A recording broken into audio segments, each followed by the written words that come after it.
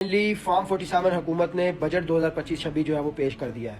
आने वाले चंद दिनों में तेल की कीमतें भी बढ़ने जा रही हैं। एक छोटा सा कंपैरिजन आप लोगों के सामने रखने जा रहा हूं। जब आलमी मार्केट में तेल की कीमत जो है $100 पर बैरल थी, तब पाकिस्तान में तेल की कीमत जो थी वो 150 रुपये थी।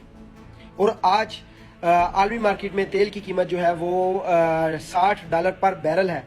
और आज पाकिस्तान में कीमत जो है वो पेट्रोल की वो 253 रुपये है, जो आने वाले दिनों में मजीद बढ़ेगी, क्योंकि हुकूमत ने इस बजट के अंदर एक कार्बन लेवी टैक्स जो है वो लगा दी है। अभी ये कार्बन लेवी टैक्स क्या होता है किसी को नहीं पता। अगर कोई नून लीग का भाई है तो प्लीज़ कमेंट में बता दे कि ये कार्बन लेवी टैक्स क्या है। ठीक है, तो ये भी लगेगा तो फिर और भी है जो है इसकी कीमतें बढ़ेगी।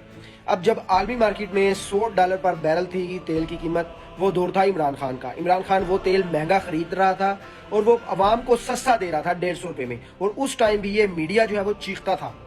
आज ये मीडिया चुप करके बैठा है। क्यों? क्योंकि इस बजट के अंदर हमेशा हर बजट के अंदर जो है वो एक मुख्तस हिस्सा जो है वो दिया जाता है इस मीडिया वालों को।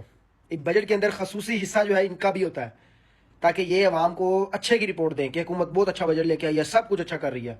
तो मैं हुकूमत से ये पूछना चाहता हूँ, ये कैसी तरक्की है, एक कैसा फार्मूला है इनका, जहाँ आलमी मार्केट में तेल की कीमतें कम हो रही हैं लेकिन अवाम के ऊपर बोझ क्यों बढ़ रहा है?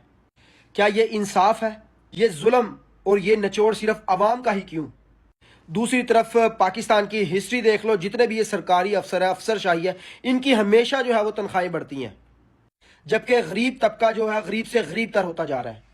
ये फर्क पड़ेगा जो रेडी वाला है, जो रक्शे वाला है, जो मोटरसाइकिल वाला है, उसके ऊपर ये फर्क पड़ेगा।